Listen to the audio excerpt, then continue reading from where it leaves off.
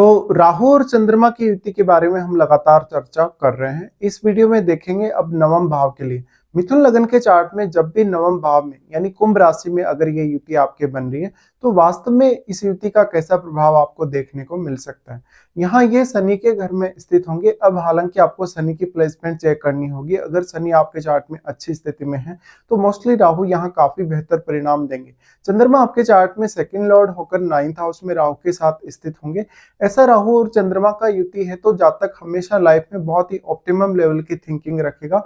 उसका जीवन का कोई ना कोई एक बहुत बड़ा उद्देश्य होगा जीने का। साथ ही जातक अपने जीवन में काफी सारी यात्राएं भी करेगा और उसके अंदर क्रिएटिविटी बहुत ज्यादा होगी, इवन इमेजिनेशन भी। तो यहाँ जातक अपने स्किल्स का बहुत ही अच्छे से यूज करेगा। साथ ही साथ वो दूसरी संस्कृतियों और धर्मों की तरफ उतना ही ज्यादा आकर्षित होगा।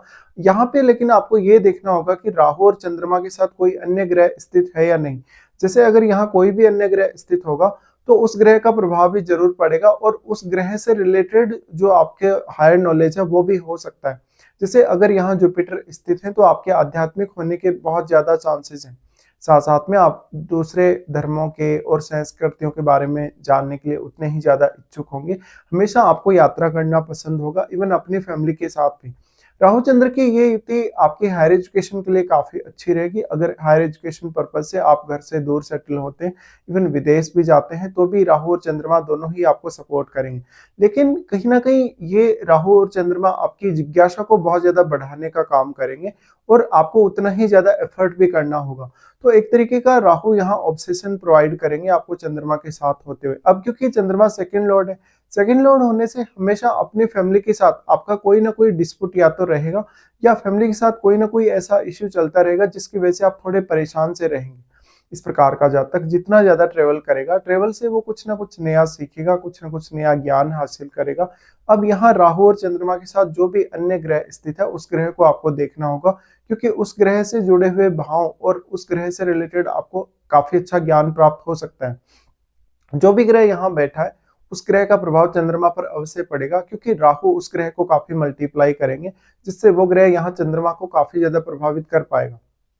दूसरी तरफ आपके थर्ड हाउस में केतु भी स्थित होंगे। केतु के स्थित होने के केस में हम ये बोल सकते हैं कि राहु का एक सीमा तक ही केतु पर प्रभाव पड़ सकता है, लेकिन राहु के साथ बैठे हुए किसी भी अन्य ग्रह जैसे चंद्रमा या किसी भी अन्य ग्रह का प्रभाव केतु पर सर्वाधिक पड़ सकता है। तो इस तरीके से आपको यहाँ देखना होगा।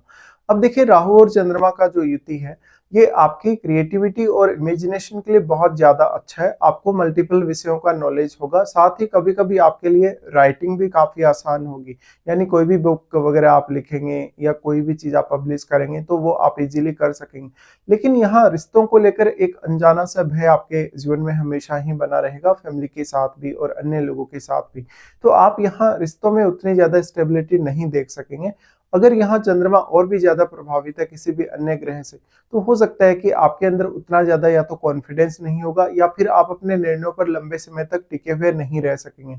हमेशा ऐसा राहु आपको बहुत ज्यादा ऑब्सेशन देने का काम करेगा, जिससे बार बार आप अपने डिसीजन को बदलेंगे। डिसीजन को बदलने की वजह से आपकी मेहनत भी उतनी ही ज्यादा बढ़ जाएगी।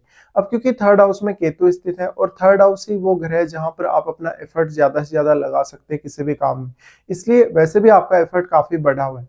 अब राहु चंद्र का युति है तो वैवाहिक जीवन को लेके, अपनी पारिवारिक स्थिति को लेके आप हमेशा बहुत कुछ नया सोचते रहेंगे। इस प्रकार का जातक अगर किसी भी विषय में बहुत ज्यादा पारंगत होना चाहे तो उसको एक बहुत ही ऑप्टिमम लेवल की थिंकिंग के साथ जाना होगा।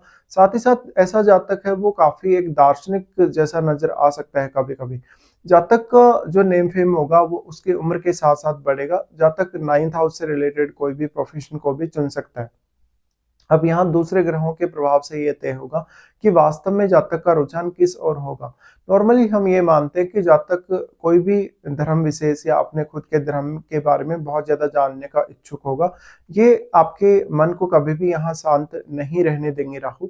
तो यहाँ चंद्रमा के होने से निश्चित तौर पे ही आप इस हाउस को ज्यादा से ज्यादा एक्सप्लोर कर सकते हैं। साथ ही साथ आपके पिता के साथ जुड़े हुए रिश्ते हैं, आपके माता के साथ जो जुड़े हुए रिश्ते हैं, उनमें भी ओवर एक्सपेक्टेशन की वजह से कुछ ना कुछ प्रॉब्लम्स रहेंगी। चंद्रमा आपके सेकंड लॉर्ड हैं तो जातक को ज्यादातर या तो फॉरेन सेटल होने से अर्निंग्स होंगी या फिर उसका कुछ ऐसा काम होगा जो फॉरेन से जुड़ा होगा। ऐसा जातक अपने जीवन में काफी सारे ट्रेवल भी करेगा। और अगर हम दृष्टियों के हिसाब से भी देखें तो राहु की दृष्टि सबसे पहले आपके लगन पर ही पड़ती है। अब राहु अपने उच्च के घर पे अगर दृष्टि डालेंगे तो यहाँ वो काफी बेहतर परिणाम देंगे।